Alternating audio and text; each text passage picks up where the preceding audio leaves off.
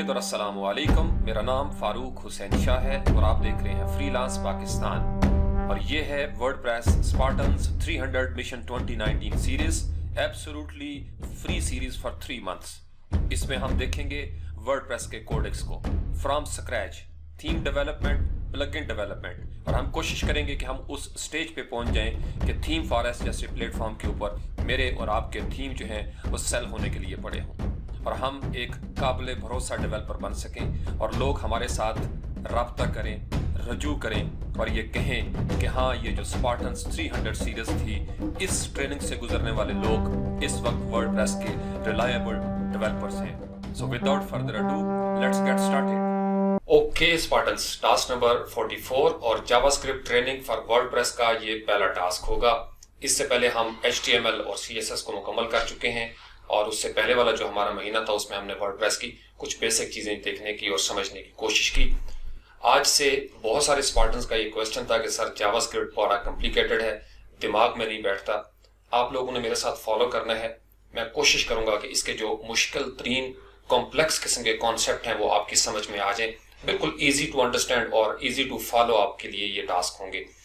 आपने इमिटेट नहीं करना, यानी मेरी नकल नहीं आपने उतारनी, आपने चीजों को समझने की कोशिश करनी है।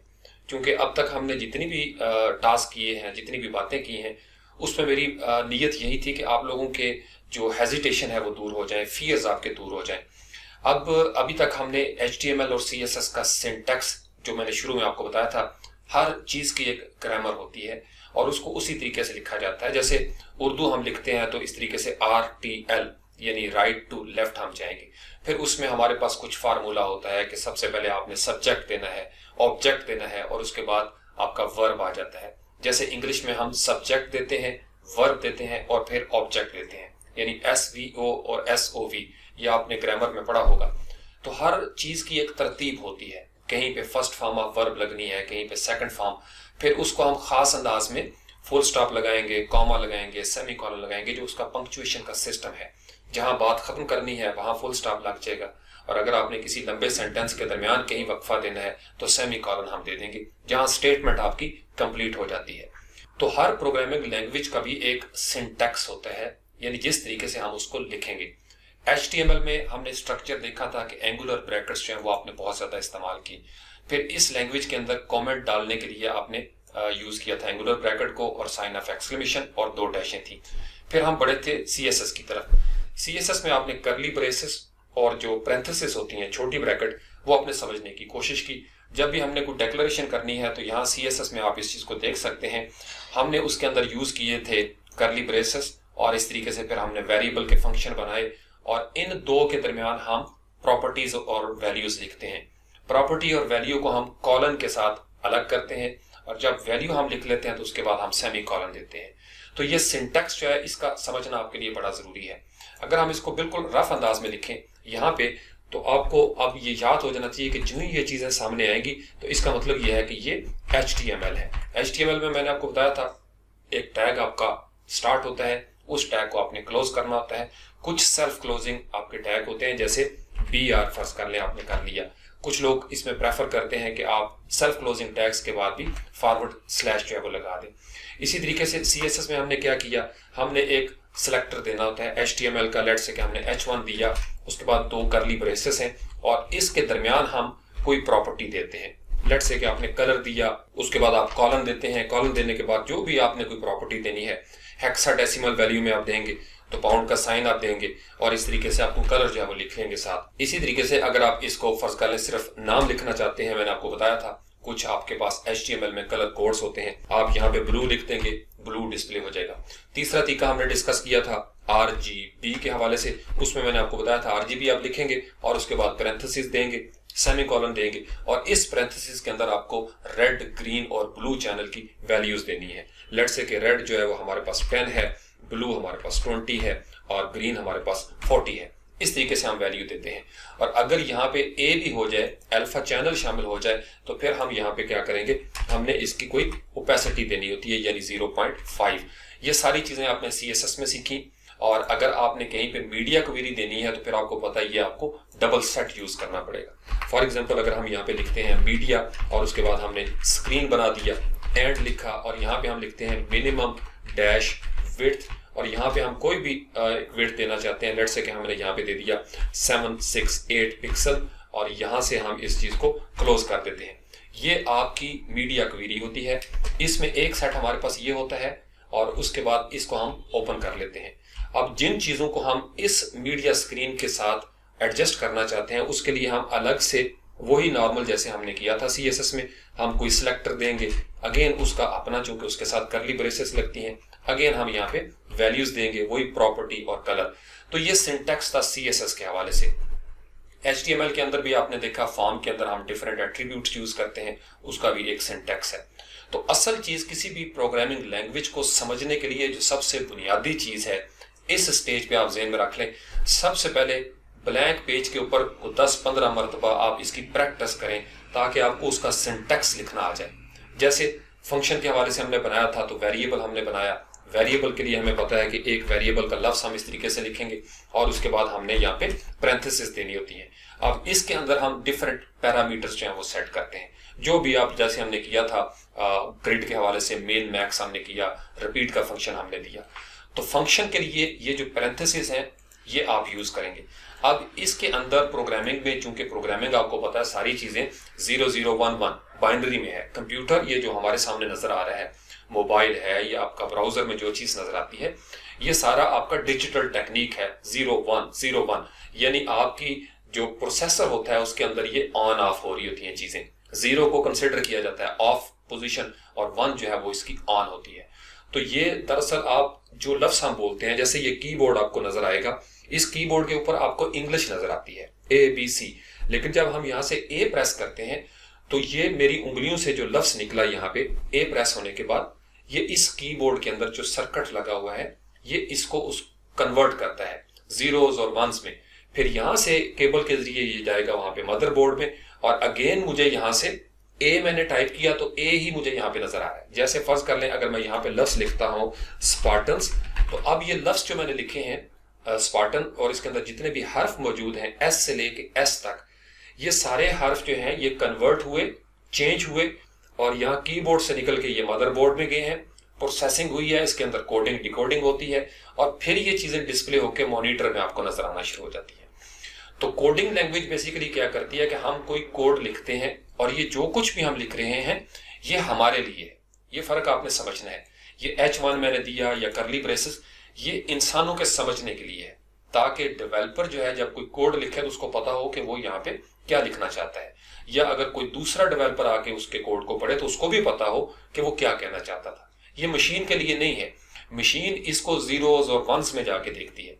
यानी जब आपने एडिटर के अंदर H1 लिखा था तो बेसिकली यहाँ पे आपने H1 लिखा, मशीन इसको 0001111010 इस तरह करके देख रही है।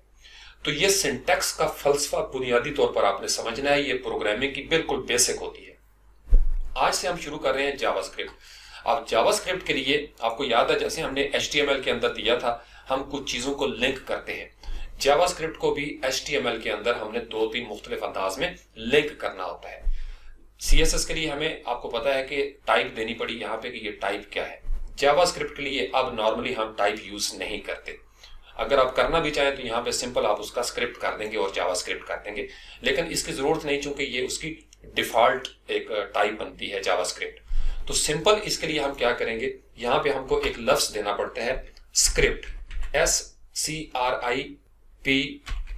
स्क्रिप्ट आपने लिखा और स्क्रिप्ट को आपने क्लोज कर दिया, बस ये होता है जो जावास्क्रिप्ट को हम जब लगाना चाहते हैं हेड के अंदर या बॉडी में या फुटर में, तो फिर इस तरीके से हम उसको यूज करते हैं। अब इस स्क्रिप्ट के अंदर हमने कोई सोर्स देना होता है। वो सोर्स आपका इंटरनल हो सकता है या आपका एक्सटर्नल हो सकता है। अगर इंटरनल है तो आपने सोर्स का लफ्ज लिखा, इक्वल का साइन देना है, इन्वर्टेड कॉमास आप 2 दफा दे देंगे जैसे हमने पहले डिस्कस किया था। किस फोल्डर में पड़ा हुआ है, लेट्स से कि अगर मैं यहाँ पे सिर्फ इतना लिख देता हूँ spartans.js, तो इसका मतलब कि ये जो एक फाइल मैंने बनाई थी HTML की JS training.html, बिल्कुल रफ सी, ये जिस फोल्डर में पड़ी है उसी फोल्डर में जावास्क्रिप्ट का भी ये चीज पड़ी हुई है। लेकिन अगर फर्ज कर ले मैंने कोई यहाँ पे खास फोल्डर बनाया हुआ है तो यहाँ पे मैं लिखूंगा जावास्क्रिप्ट स्लैश दूंगा और इस तरीके से जावास्क्रिप्ट के फोल्डर के अंदर ये मेरा एक स्क्रिप्ट का एक फाइल पड़ी हुई है।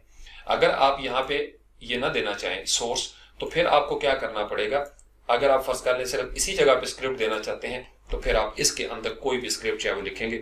लेट्स से कि मैं लिखता हूँ डॉक्यूमेंट डॉट गेट एलिमेंट, ये आप लोगों ने सीखना इंशाल्लाह ताला, इससे आपने घबराना नहीं, बाई आईडी, और उसके बाद यहाँ पे फंक्शन पैरेंथेसिस हम देते हैं और यहाँ पे हम इसका कोई आईडी जो भी हमने दिया हुआ है आईडी वो यहाँ हम मेंशन कर देते हैं। तो अगर तो आप स्क्रिप्ट के अंदर लिख रहे हैं तो फिर आपको इस तरह की चीजें जो है वो करनी पड़ती हैं। लेकिन अगर आप फर्ज कर लें इसको एक्सटर्नल सोर्स देना चाहेंगे, कहीं पे गूगल से या किसी और जगह से सीडीएन का कोई लिंक देना है, सिंपल आप सोर्स ही लिखेंगे, यहाँ पे इक्वल का साइन देंगे, इन्वर्टेड कॉमर्स 2 दफा, और यहाँ पे जो HTTPS जो भी URL होगा वो आप यहाँ पे पूरा दे देंगे और लास्ट में उसके आएगा .js। तो ये इस तरीके से हमारा मुख्तलिफ एक अंदाज होता है। यूजुअली इसको रिकमेंड किया जाता है कि आप इसको बॉडी के आखिर में इस जगह पे यूज करेंगे, यानी फुटर के अंदर। आपको पता है वर्डप्रेस के अंदर हमारे पास 2 हुक्स होती हैं बड़ी जबरदस्त, एक होती है वर्डप्रेस हेड और एक होती है वर्डप्रेस फुटर। ये जो स्क्रिप्ट होते हैं ये बाय डिफॉल्ट वो फुटर के अंदर डालता है। तो ये बुनियादी चीजें हैं। तो वर्डप्रेस में NQ और लोकलाइज स्क्रिप्ट के साथ हम इसको ऐड करते हैं अपनी फंक्शंस के अंदर या जहां भी हमने इसको देना है। तो ये तो था, ये बुनियादी सिंटैक्स के हवाले से था। अब जावास्क्रिप्ट को आप लिखेंगे कैसे? नॉर्मल उसके अंदर भी आपको पैरेंथेसिस नजर आएंगी, कर्ली ब्रेसेस नजर आएंगी, इसी तरीके से एंगुलर ब्रैकेट आपको नजर आएंगी। मुख्तलिफ चीजें हैं जो जावास्क्रिप्ट में आप यूज करेंगे।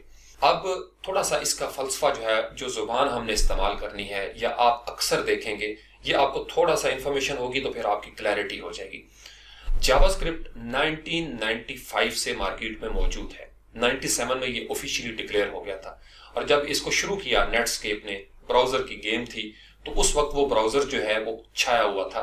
तो अपने कबीले को, अपने यूजर्स को कुछ देने के लिए थोड़ा सा डिफरेंट, डायनेमिक, चूंकि HTML और CSS से क्या हुआ था, स्टैटिक वेबसाइट तो बन गई लेकिन उसके अंदर कोई इंटरेक्टिव काम नहीं हुआ, कोई एक्शन नहीं हुआ, कहीं पे कोई एनिमेशन होती, बटन पे हम क्लिक करते, कोई एक्शन वहां पे होता। तो फिर जावास्क्रिप्ट की जरूरत पड़ी और इसका जो ऑफिशियल नाम उस वक्त था वो था ECMA, ECMAScript। ये आज भी इसका स्टैंडर्ड है और इसका ऑफिशियल नाम जावास्क्रिप्ट का ECMAScript है। आपने अक्सर वेबसाइट के ऊपर सर्च करते हुए लफ्ज पढ़ा होगा ES1 2 3 4 5 6 7 8। ये ES जो है, E निकला है ECMA से, ECMA से E उन्होंने ले लिया और स्क्रिप्ट से वो ले लेते हैं S। तो ECMAScript आजकल उसका वर्जन चल रहा है 8। वैसे जो बुनियादी एक सबसे बड़ा वर्जन आया था वो ES6 है। उसी के फिर आगे उन्होंने सब पार्ट्स निकाले, यानी ES7 में कोई थोड़ी सी उन्होंने इंप्रूवमेंट की, फिर ES8 में कोई नए टैग उन्होंने इंट्रोड्यूस करवा दिए, जैसे वर्डप्रेस 5 आया, उसके बाद 5.0 1 2 3, इस तरीके से वर्जन जो है वो आते रहते हैं। तो जावास्क्रिप्ट का जब जिक्र आएगा तो आपने उसको ECMAScript समझना है, या ECMAScript की जब कोई बात होगी तो आप समझेंगे कि ये जावास्क्रिप्ट की बात हो रही है। तो ये दरअसल एक ही चीज है, लेकिन ECMAScript इसका ऑफिशियल नाम है, इसका एक स्टैंडर्ड है, इसलिए इसको ES6 के साथ जो है वो जोड़ा जाता है। तो ये शुरू में चूंकि स्क्रिप्ट था, स्क्रिप्टिंग लैंग्वेज थी, इसको कंसिडर किया जाता था वेब पेजेस के साथ। लेकिन आज हम जहां पे खड़े हैं 2019 में, जावास्क्रिप्ट हर रोज तब्दील हो रहा है, हर रोज इसमें इजाफा हो रहा है और इसकी पावर जो है वो पहले से बढ़ती जा रही है। नेटस्केप के बाद जो उन्होंने बनाया था वो थोड़ा सा डिफरेंट था उसका, लेकिन उसके बाद हर बंदे ने इसके अंदर अपनी तरफ से कोई इजाफा करने की कोशिश की, एक टसल शुरू हो गई, एक कंपटीशन शुरू हो गया। आज हम देखते हैं जनवरी 2019 में मुड़ के 2017 और 18 में हमें जावास्क्रिप्ट की जबरदस्त लाइब्रेरीज, फ्रेमवर्क्स, टूल्स वगैरह उसके नजर आते हैं, उसके इवेंट बंडलर्स होते हैं, मॉड्यूल्स उसके अंदर बहुत ज्यादा आगे हुए हैं। तो इनके नाम आपने अक्सर सुने होंगे, आज आपने इसको गौर से सुनना है, फिर आपकी कंफ्यूजन दूर होगी। एक चीज होती है फ्रंट एंड, एक होता है बैक एंड, इसके बारे में हम बात कर चुके हैं। HTML CSS जो कुछ आपको नजर आता है ये फ्रंट एंड पे ब्राउजर की साइड पे, चूंकि ये जो आपका क्रोम है एक ब्राउजर है, फायरफॉक्स, मोजिल्ला वो एक आपका ब्राउजर है, ओपरा है, इसी तरीके से इंटरनेट एक्सप्लोरर है या सफारी है। तो ब्राउजर आपका क्लाइंट होता है, इसको आप क्लाइंट कहेंगे। अब इस क्लाइंट को जो सर्व करता है, जहां पे वेबसाइट पड़ी है, जहां से वो जाके लेगा, वो होता है सर्वर, जैसे GoDaddy है, ब्लू होस्ट वगैरह हो गया। तो हम जब भी क्लाइंट का लफ्ज यूज करेंगे इसका मतलब यह है कि हम ब्राउजर की बात कर रहे हैं। और ब्राउजर के साथ जब हम सर्वर की बात करेंगे तो सर्वर का मतलब जहां से चीजें सर्व हो रही हैं, जो खिदमात सर अंजाम दे रहा है। अब उसके बाद हम देखते हैं कि जावास्क्रिप्ट के अंदर जो सबसे मशहूर लाइब्रेरी जो वर्डप्रेस में यूज होती है वो है jQuery। वो एक लाइब्रेरी है। अब दूसरा लफ्ज आपने सुना होगा फ्रेमवर्क का। अब लाइब्रेरी और फ्रेमवर्क का कॉन्सेप्ट आप इस स्टेज पे समझ लें। ये आगे जाके जब हम लफ्ज बोलेंगे तो आपको पता चल जाना चाहिए कि फ्रेमवर्क क्या है और लाइब्रेरी क्या है। ये अक्सर कंफ्यूजन शुरू में नौजवानों को रहती है। लाइब्रेरी, जैसे आप नॉर्मल स्कूल में, कॉलेज में लाइब्रेरी होती है, वो एक कलेक्शन होती है। वहां बहुत सारी किताबें पड़ी होती हैं। आप जाते हैं, जो किताब आपको चाहिए अपनी मर्जी के शेल्फ से, हिस्ट्री में गए या सस्पेंस में चले गए, नॉवल में चले गए, पोइट्री वगैरह, किताब उठाई, पढ़ना शुरू कर दी। लाइब्रेरी का यही फंक्शन है हमारी जिंदगी के अंदर भी। वर्डप्रेस के अंदर ये जो वर्डप्रेस है ये एक फ्रेमवर्क है। अब फ्रेमवर्क क्या होता है? फ्रेमवर्क बेसिकली एक स्केलेटन, एक ढांचा, एक नमूना होता है। लाइब्रेरी कलेक्शन होती है जहां बहुत सारी चीजें पड़ी होती हैं, वहां से हम उठा सकते हैं। प्री बिल्ड बनी बनाई किताबें पड़ी हैं, आप उसको उठाते हैं, अपने सामने टेबल पे सजा लेते हैं, बैग में डाल लेते हैं। या मंडी में गए, फ्रूट में वो लाइब्रेरी पड़ी हुई है, वहां से आपने मुख्तलिफ फ्रूट्स उठाए, अपनी टोकरी में डाल लिए, सब्जियां उठाई, टोकरी में डाल ली, या मेट्रो स्टोर पे चले गए, चीजें उठाई, टोकरी में डाल ली। ये होती है लाइब्रेरी। फ्रेमवर्क क्या होता है कि फ्रेमवर्क आपको एक पूरा सैंपल बना के दे देता है, उसको इस्तेमाल करते हुए आप अपनी चीजें बना सकते हैं। जैसे वर्डप्रेस, जब आपका कंटेंट मैनेजमेंट सिस्टम आप इसको इंस्टॉल करते हैं, वो एक फ्रेमवर्क आपको उन्होंने दे दिया, बिल्कुल ब्लैंक। उसके ऊपर आप थीम बनाते हैं, प्लगइन्स बनाते हैं, फिर उसके अंदर आप HTML और CSS की मदद से, जावास्क्रिप्ट की मदद से मुख्तलिफ डिजाइन या इंटरेक्टिव चीजें बनाते हैं। ये फर्क आप समझ गए। तो लाइब्रेरी जो है, जैसे jQuery बहुत बड़ी लाइब्रेरी है, वर्डप्रेस भी यूज करते हैं, उसके अंदर प्री बिल्ड फंक्शंस हैं, इवेंट्स पड़े हुए हैं। आपने वहां से चीजों को सिर्फ हुक करना है, उठाना है, अपने वेब पेज पे लगा देना है। बनी बनाई चीजें पड़ी हैं। इसी तरीके से फेसबुक ने जो react.js आपने सुना होगा, जिसके ऊपर वर्डप्रेस ने ये गुटनबर्ग बनाया है, बेसिकली ये भी एक लाइब्रेरी है। अक्सर लोग यहाँ पे कंफ्यूज हो जाते हैं कि शायद react.js कोई फ्रेमवर्क है। ये फ्रेमवर्क नहीं। react.js फेसबुक पे, इंस्टाग्राम पे आपको नजर आता है और इसको मैनेज करते हैं फेसबुक वाले। शुरू में इसके कॉपीराइट से, अब इन्होंने पब्लिक फोरम पे अलाउ कर दिया, ओपन सोर्स कर दिया। उसके बाद इसके मुकाबले में, react.js के मुकाबले में है angular.js। एंगुलर एक फ्रेमवर्क है और गूगल इसको मैनेज कर रहा है। ये बुनियादी तौर पर आया था मार्केट के अंदर, ये जो सिंगल पेज एप्लीकेशन थी, स्पा, बड़ी जबरदस्त टर्म मशहूर हुई 2015-16 के बाद। ये सिंगल पेज एप्लीकेशन के लिए angular.js आज भी इसके अंदर बड़ी जबरदस्त पावर है और इनका चूंकि आपस में कंपटीशन चल रहा है। react.js एक लाइब्रेरी है, एंगुलर आपका एक फ्रेमवर्क है। तीसरा बड़ा जबरदस्त फ्रंट एंड पे एक आपको फ्रेमवर्क नजर आता है, that is view, vue.js। View किसका है? अलीबाबा वाला का। आपने देखा कितना जबरदस्त, उन्होंने इसको परचेज कर लिया। तो अब ये तीन बड़े बड़े ग्रुप हैं। यही वजह है कि आप पिछले साल में देखेंगे 2018 जो ही अगस्त से हम आगे निकलते हैं तो vue.js इस वक्त हमें राज करता हुआ नजर आता है। लेकिन डाउनलोड्स ज्यादा आज भी रिएक्ट हो रहा है, दूसरे नंबर पे एंगुलर है। तो इसी तरीके से हमारे पास और बहुत सारे फ्रेमवर्क हैं। ये एक मैंने लंबी चौड़ी लिस्ट बनाई है, मैं आपको लफ्ज पढ़ देता हूं। लाइब्रेरियों में आपको अंडरस्कोर और पॉलीमर जो है, ये भी लाइब्रेरी के जुमरे में आती है। अंडरस्कोर और पॉलीमर.js अगर आपको कहीं नजर आए तो ये बेसिकली एक लाइब्रेरी है। अब लाइब्रेरी का काम क्या है? आप उसको हुक करेंगे, कनेक्ट करेंगे, उसमें पड़ी हुई चीजें बनी बनाई यूज कर लेंगे। और फ्रेमवर्क का क्या है कि आप उस फ्रेमवर्क की मदद से कोई भी एप्लीकेशन बना सकते हैं जो आप चाहेंगे। यानी वहां पे प्री बिल्ड चीजें उस तरीके से नहीं है। एक उन्होंने जमीन आपको दे दी, मसाला दे दिया, अब उसके साथ आप जो खुद चाहें डायनामिक अंदाज में वो आप बना सकते हैं। तो फ्रेमवर्क के अंदर आपके पास एंगुलर और उसके बाद व्यू हमने डिस्कस कर लिया, backbone.js ये भी आपका एक फ्रेमवर्क है। फिर ember.js है, उसके बाद knockout.js है, और रेलिया जो है ये बड़ा जबरदस्त, ये भी आपका एक फ्रेमवर्क है। इसी तरीके से इसके अंदर एक लंबी चौड़ी लिस्ट है। हर रोज ये चीजें बदल रही हैं, बहुत सारे जबरदस्त फ्रेमवर्क जो है वो आ रहे हैं। लेकिन किंग जिनको हम कहते हैं ना, जो इस वक्त मार्केट में इस वक्त हमें एक तकोन नजर आती है, वो आपकी ये तीन चीजें जिसको हमने डिस्कस किया।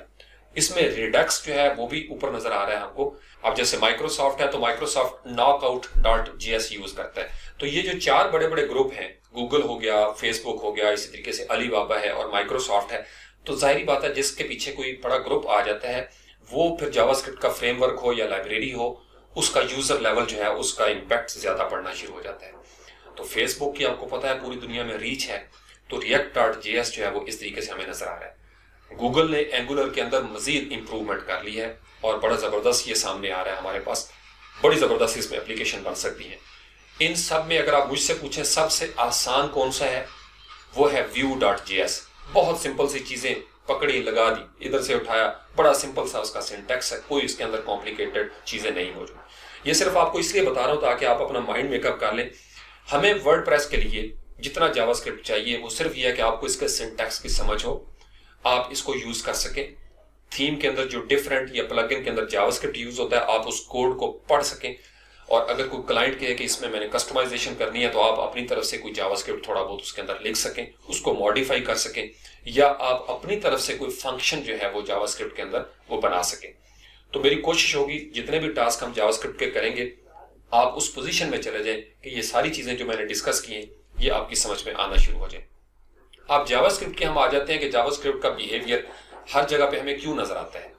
जावास्क्रिप्ट के लिए बुनियादी तौर पर हमको कोई कंपाइलर नहीं चाहिए था। तो फर्ज कर लें हमारा कोड सर्वर से शुरू होता है और क्लाइंट पे आता है, यानी ब्राउजर में आता है, तो ब्राउजर के अंदर जावास्क्रिप्ट ऑलरेडी इंस्टॉल होता है। वो मैं अभी आपको दिखाता भी हूं, यानी हर जगह पे जावास्क्रिप्ट पहले से मौजूद है।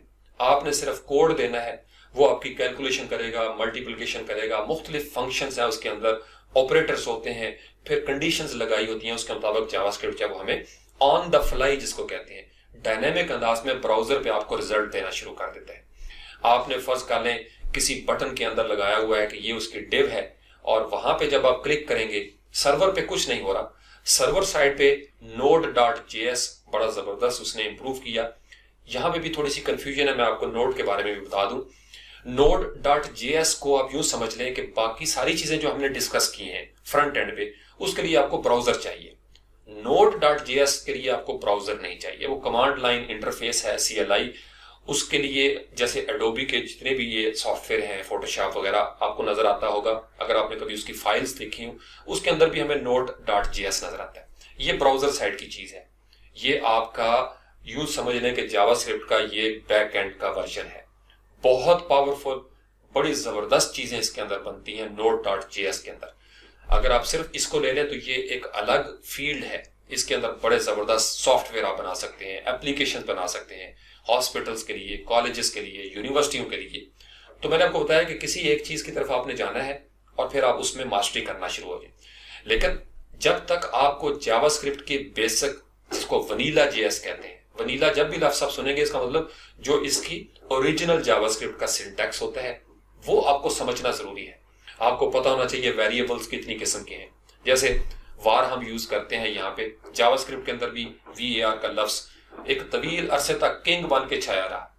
जब ES6 आया, यानी ये जो आपका ECMAScript 6 है, तो इसने इसके साथ दो और वेरिएबल जो है वो देने शुरू कर दिए। अब वो इसको रिकमेंड करते हैं, एक यूज करते हैं हम लेट के साथ, एक हम यूज करते हैं कॉन्स्ट के साथ, यानी कांस्टेंट। ये बड़ी जबरदस्त चीजें हैं। मैं जब इंशाल्लाह वेरिएबल की बात करूंगा तो मैं आपको इसकी एग्जांपल्स भी कोड करूंगा। हमने इनको यूज करना है, लेट को या कॉन्स्ट को। वेरिएबल के अंदर थोड़े से प्रॉब्लम भी थे, ये फिर दो तरह इस्तेमाल होता था। एक होता है फंक्शन के अंदर, जिसको हम लोकल स्कोप कहते हैं, कि लोकली फंक्शन के अंदर इस्तेमाल हुआ तो उसका काम सिर्फ फंक्शन के अंदर ही होगा। लेकिन अगर वो फंक्शन से बाहर डिक्लेयर हो गया है तो वो ग्लोबल है और उस पूरे पेज पे कहीं भी इस्तेमाल हो सकता है। मुझे पता है अभी आपके लिए ये थोड़ा सा मुश्किल होगा जिन्होंने मेरी तरह स्क्रैच से शुरू किया है, लेकिन आप समझ लें कि वेरिएबल CSS में हमने क्या किया था, हमने एक वैल्यू स्टोर की और उसका बैकग्राउंड कलर कहीं पे जाके हमने एग्जीक्यूट कर दिया। सेम यही फलसफा जावास्क्रिप्ट के अंदर ही, हमने वेरिएबल बनाना है, हमने उसके अंदर एक वैल्यू दे देनी है और फिर उसको अपने एप्लीकेशन के अंदर, वेब पेज में, प्रोजेक्ट में, कहीं भी हमने उसको यूज करना है। तो अब उसके लिए उन्होंने रिकमेंड कर दिया हुआ कि आप लेट को इस्तेमाल करें या कॉन्स्ट को इस्तेमाल करें। तो हम इंशाल्लाह ताला डिटेल में इसके साथ बात करेंगे। अब आ जाते हैं कि जावास्क्रिप्ट जब ब्राउजर के अंदर आता है तो ब्राउजर में गेम क्या हो रही है। थोड़ी सी बात हमने की थी जब स्पीड और ऑप्टिमाइजेशन के हवाले से। ब्राउजर में बनते हैं आपका DOM, यानी आपका डॉक्यूमेंट ऑब्जेक्ट मॉडल। ये जितना आपका HTML का मार्कअप बनता है, बॉडी ऊपर हेड से लेके नीचे फुटर तक, उसमें हेडिंग टैग है, उसके अंदर सेक्शन है, डिव है, फिर उसके अंदर एक div है, nested elements, ये सारी चीजें मिलके इसको हम कहते हैं DOM। ये आपने अक्सर लफ्ज सुना होगा। जावास्क्रिप्ट गेम करता है इस DOM के ऊपर, document object model front end के अंदर। अब जो SOM है, मैं इसको लॉर्ड से SOM भी कहता हूं नोड के लिए, क्योंकि ये आपका सर्वर ऑब्जेक्ट मॉडल है, इसका काम है बैक एंड के साथ। लेकिन जो चीज आपकी सर्वर और ब्राउजर के दरमियान हो रही है वो है BOM, यानी ब्राउजर ऑब्जेक्ट मॉडल। एक हो गया डॉक्यूमेंट ऑब्जेक्ट मॉडल, जहां पे एक डॉक्यूमेंट आपको नजर आता है, जैसे ये कुछ वेबसाइट्स मैंने खोल के रखी हुई हैं क्रोम के अंदर, जहां आपको जावास्क्रिप्ट जो है वो यूज होता हुआ नजर आता है। यहाँ पे आप इसको रिफ्रेश करेंगे, ये मुख्तलिफ साइट्स हैं, आप सिंपल लिखेंगे टॉप 10 जावास्क्रिप्ट साइट्स या टॉप 10 क्रिएटिव जावास्क्रिप्ट साइट्स, तो आपको कोई ना कोई लिंक मिल जाएगा।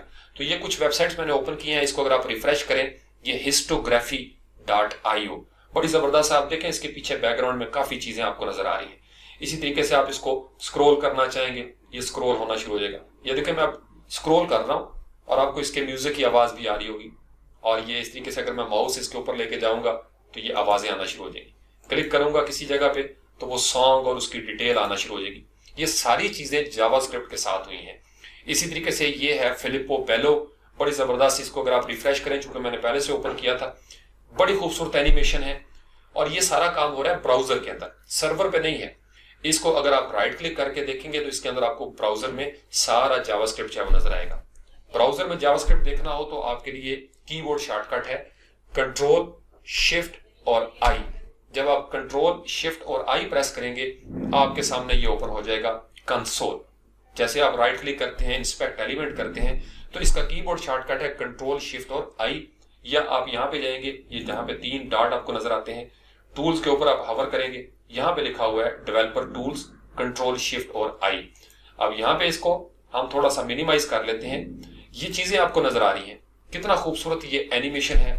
स्लाइडर्स के अंदर चीजें ऊपर नीचे हो रही हैं, पैरालक्स हो रहा है। इसी तरीके से बटन्स का मुख्तलिफ बिहेवियर है, चीजें जो है वो ऑटोमेटिक अंदाज में बटन वगैरह एनिमेट होते हैं। ये सारा काम जावास्क्रिप्ट करता है।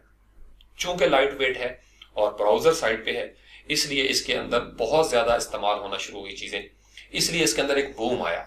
और अगर आप जावास्क्रिप्ट को समझ जाएं, तो मैंने आपको इससे पहले एक वीडियो में बताया था क्या सीखें क्या ना सीखें, आपके लिए 2019 से 2025 के दरमियान बड़ी जबरदस्त अपॉर्चुनिटी है। ये अलग से एक प्रोग्रामिंग लैंग्वेज बन चुकी है जावास्क्रिप्ट, और जावास्क्रिप्ट के साथ अगर आपको पाइथन आ जाता है, या आपको रूबी ऑन रेल्स आ जाता है, ASP आपने सीख लिया, PHP सीख ली, कोई एक प्रोग्रामिंग लैंग्वेज, तो आप देखेंगे क्योंकि जावास्क्रिप्ट C# के साथ मिलके चल रहा है, रूबी ऑन रेल्स पे चल रहा है, पाइथन के साथ मिलके चल रहा है। इसके फ्रेमवर्क जैसे सबसे ज्यादा अगर कोई इस्तेमाल हो रहा है तो रिएक्ट है, फिर angular.js है दूसरे नंबर पे, इन सारी लैंग्वेजेस के साथ। तो ये जो आप आगे बढ़ेंगे आपके कॉन्सेप्ट मजीद क्लियर हो जाएंगे। हमें इस वक्त ब्राउजर में जावास्क्रिप्ट को देखने के लिए सिर्फ 2 चीजें चाहिए होती हैं। या हमारे पास कोई ब्राउजर हो जिसके अंदर ये कंसोल मौजूद हो, जिसके अंदर हमने कंसोल लॉग करना होता है, इसमें हम चीजों को देख सकते हैं, डीबग कर सकते हैं। या आपके पास एडिटर मौजूद हो, नोटपैड++ है, ब्रैकेट्स है, या एटम है, या सबलाइन, जो भी आप यूज करना चाहते हैं। तो जावास्क्रिप्ट आपको ब्राउजर पे चूंकि नजर आता है, लिहाजा इसके लिए आपको किसी और चीज की जरूरत नहीं। आप यहाँ पे कोई भी लफ्ज लिखेंगे, लेट्स से कि मैं यहाँ पे लिखता हूँ 3 और उसके बाद मैं लिखता हूँ 5, और अभी एंटर भी नहीं किया तो आपने देखा उसने मुझे 8 दे दिया।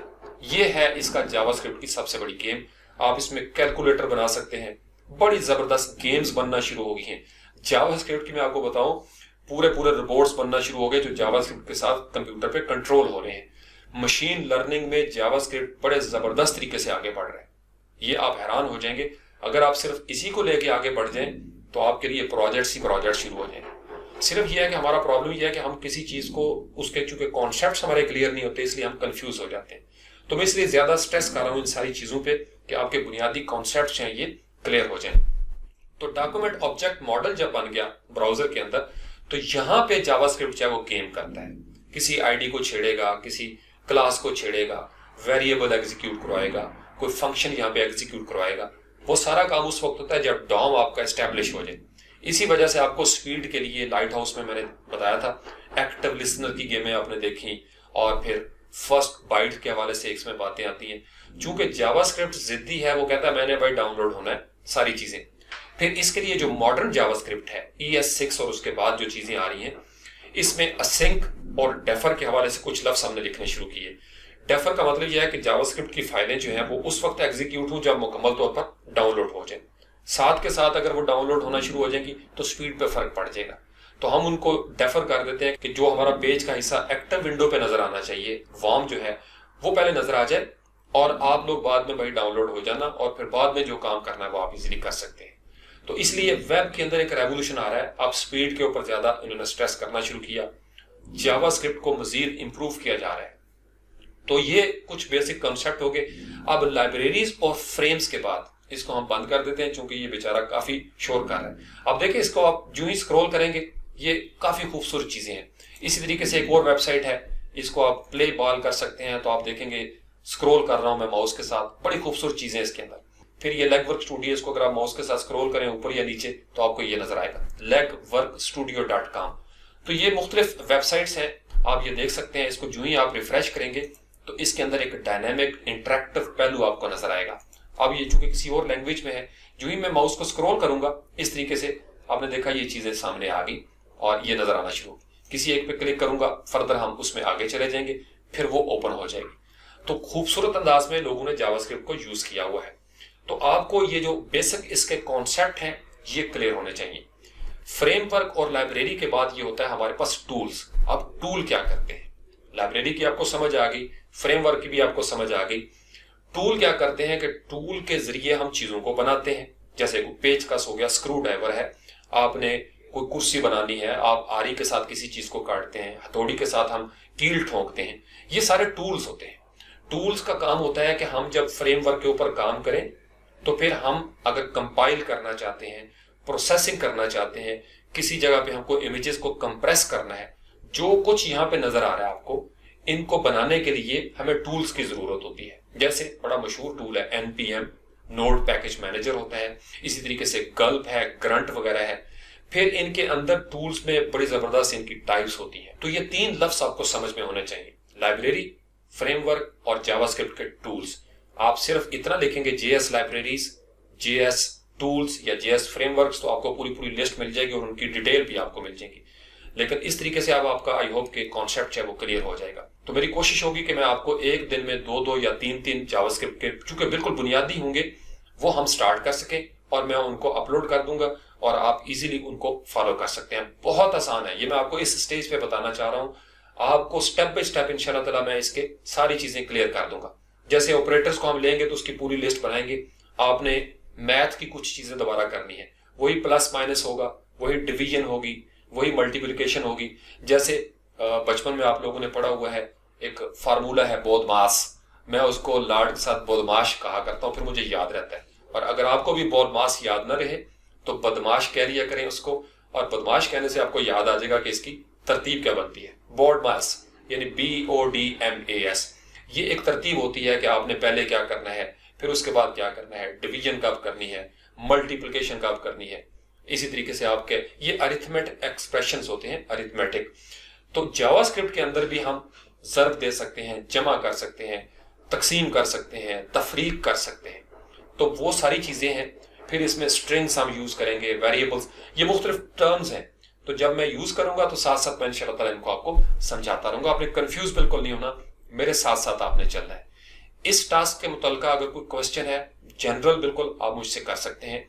और अगर आप मेरी इनसाइट लेना चाहें, मैं आपको बताऊंगा कि आप आने वाले वक्तों के लिए Vue.js को जरूर नजर में रखिएगा, React.js को नजर में रखिएगा। चूंकि वर्डप्रेस के गुटनबर्ग में जब हम ब्लॉग्स बनाएंगे हमें React.js की जरूरत पड़ेगी।